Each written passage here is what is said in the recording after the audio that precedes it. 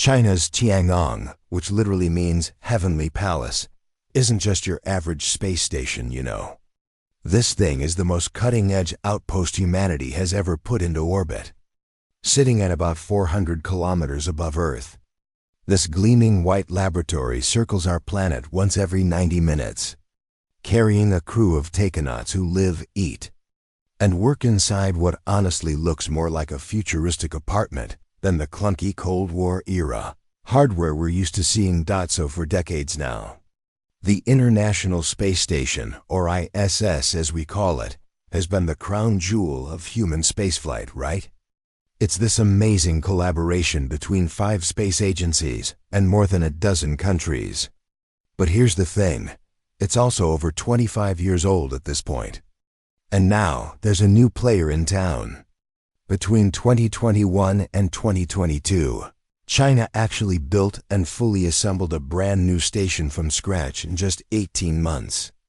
And get this, it's not just smaller or newer, it's actually smarter too. So buckle up, because today we're diving into what life is really like inside China's Tiangong space station. Now, before Tiangong came along, China's ambitions for human spaceflight were pretty limited. They had a few test missions, some small single-module laboratories called Tiangong 1 and Tiangong 2.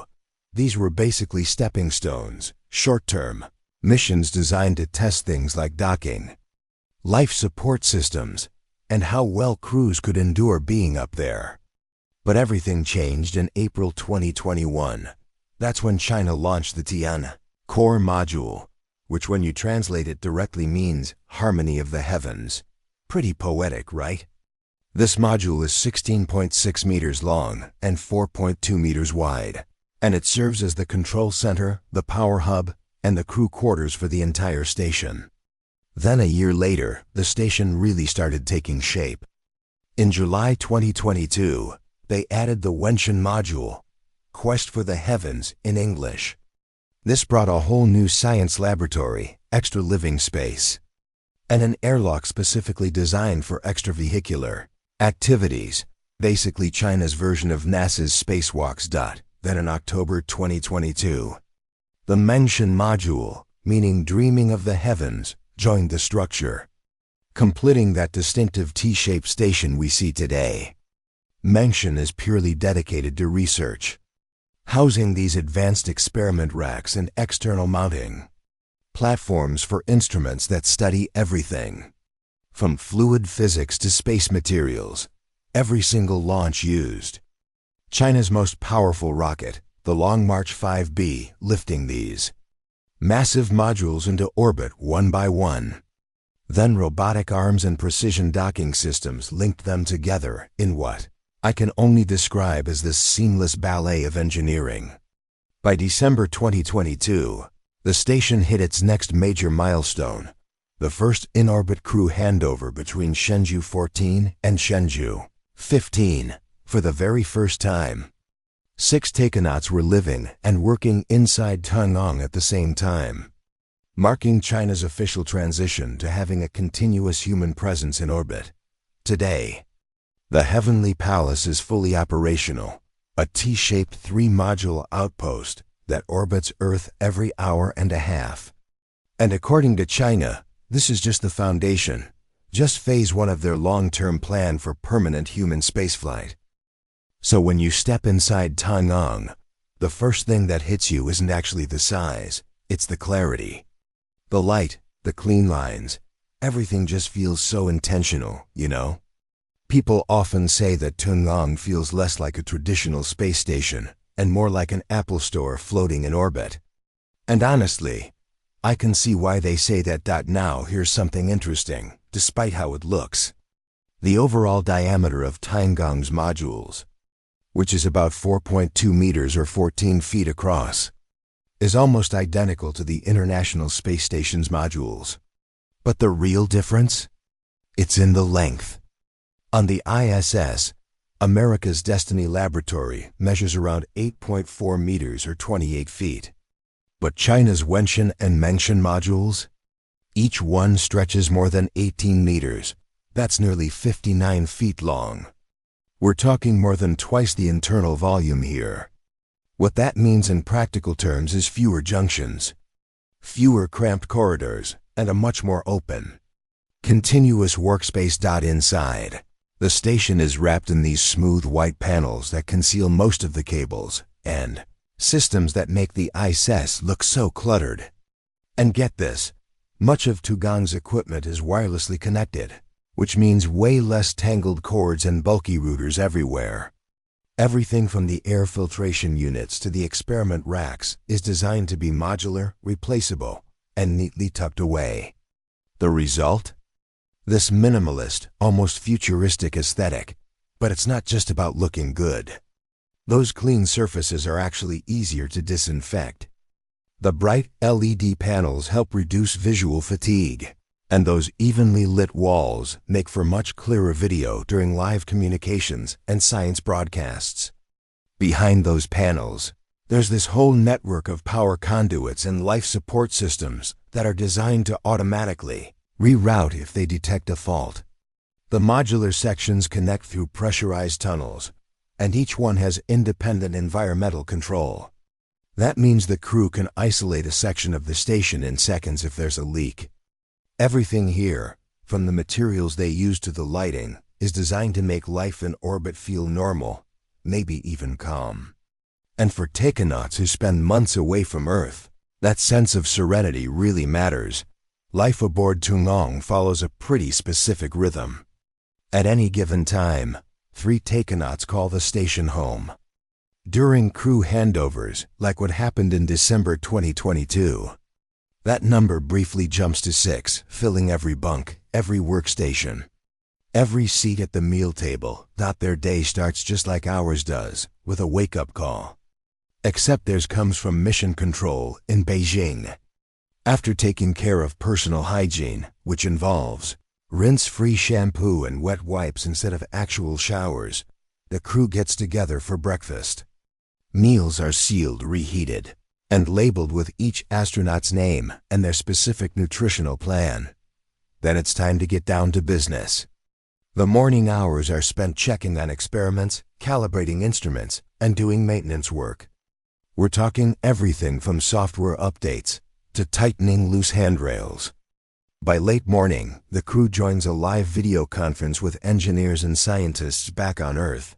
This is where mission planners outline what needs to get done that day, approve experiments, and schedule exercise sessions. Around midday, there's this mandatory 1-hour rest period. It's actually a long-standing tradition in China's spaceflight routines. Even astronauts orbiting Earth need to recharge before tackling the second half of their day, right?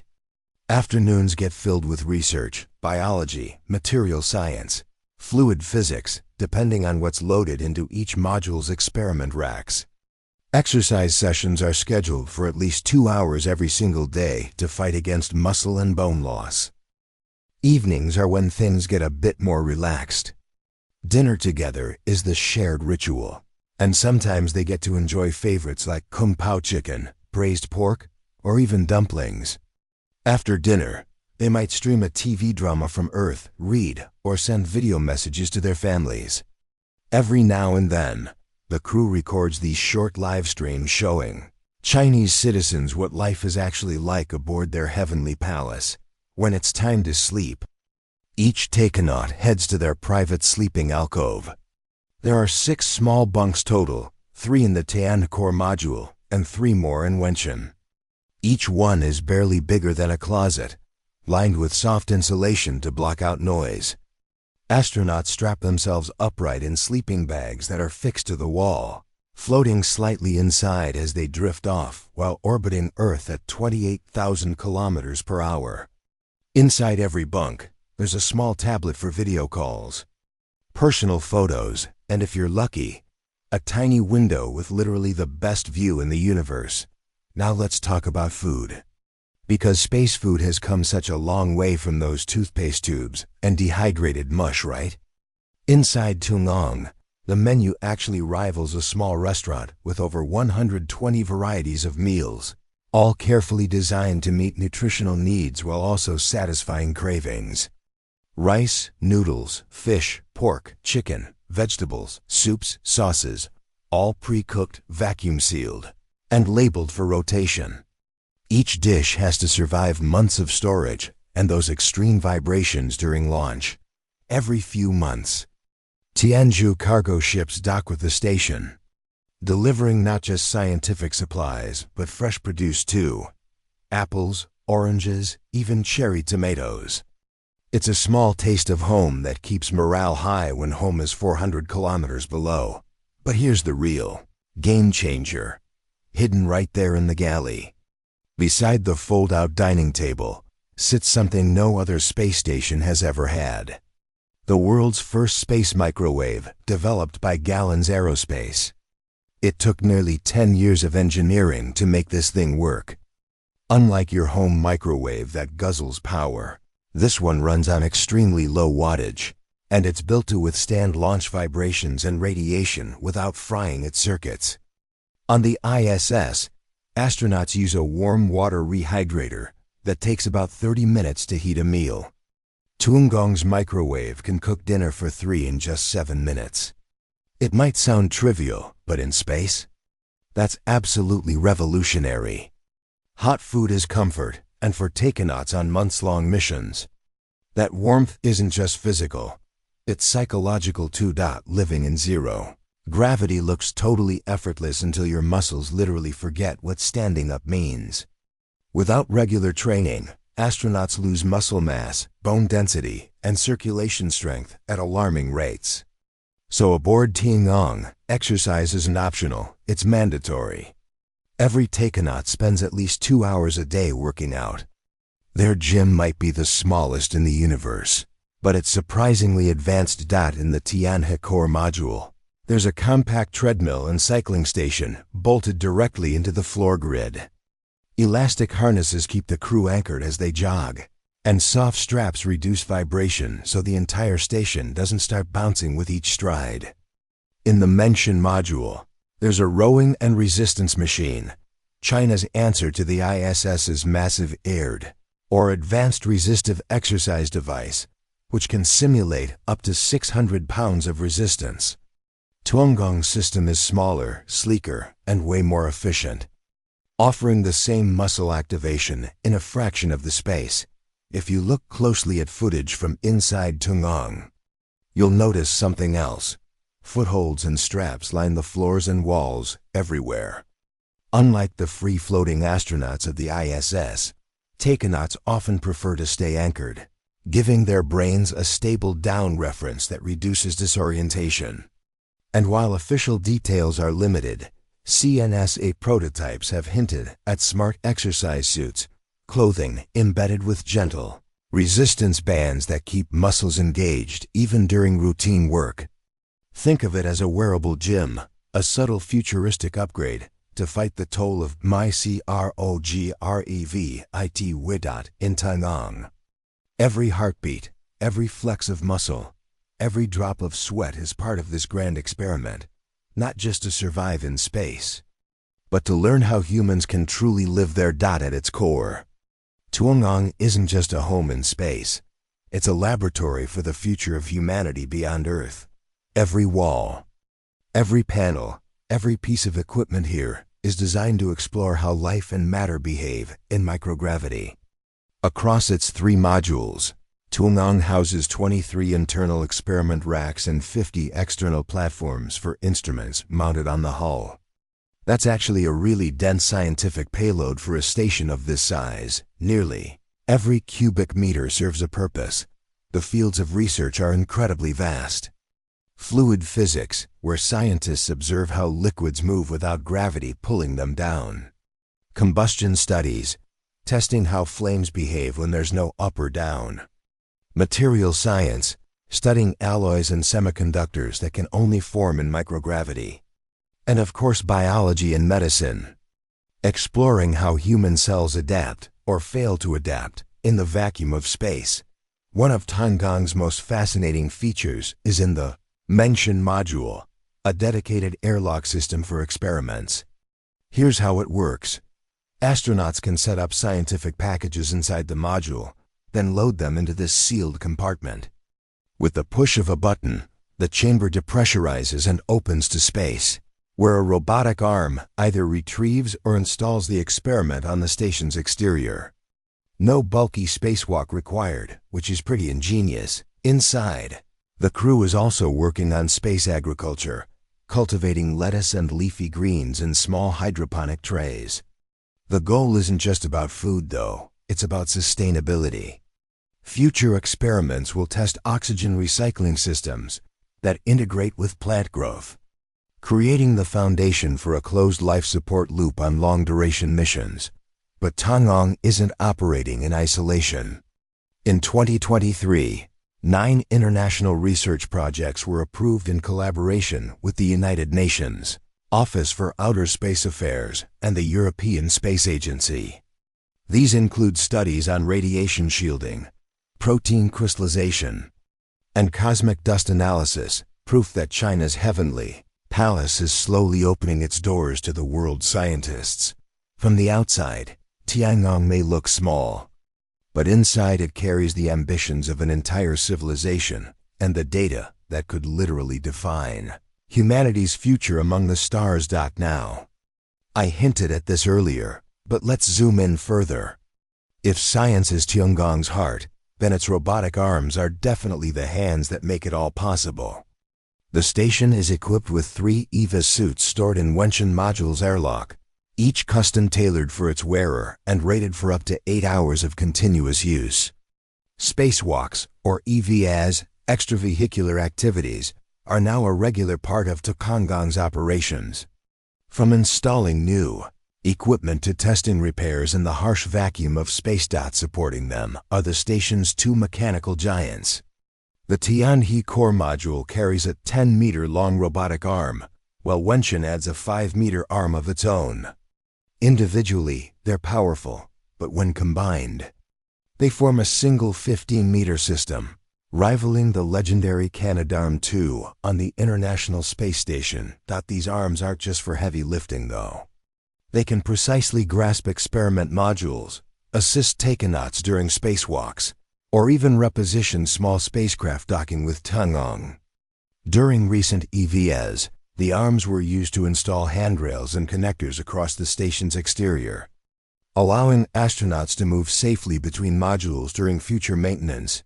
Each arm segment can pivot, rotate, and extend with millimeter precision, guided by operators inside the station or by mission control on Earth. In theory, these robotic limbs could one day grapple entire modules, helping assemble the next generation of Chinese orbital infrastructure, or even assist with spacecraft docking autonomously.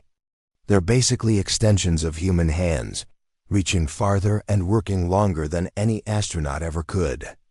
Together, they make Tiangong not just a home, but a living machine, evolving one orbit at a time. Now, Tiangong may look complete, but this is honestly only the beginning. China's space agency has already unveiled Phase 2, a plan to literally double the size of the station over the next few years. A new multi-docking adapter will be added to the front of the Tianhe core module, allowing for 3 additional laboratory modules to connect. This would expand Tiangong from its current 3-module configuration to 6 modules, increasing its total habitable volume from roughly 20% to nearly 40% of the International Space Station's volume once it's finished. The new setup would resemble 2 T-shapes stacked together, a cross-shaped structure that not only looks elegant, but dramatically increases docking ports for visiting spacecraft and experiments.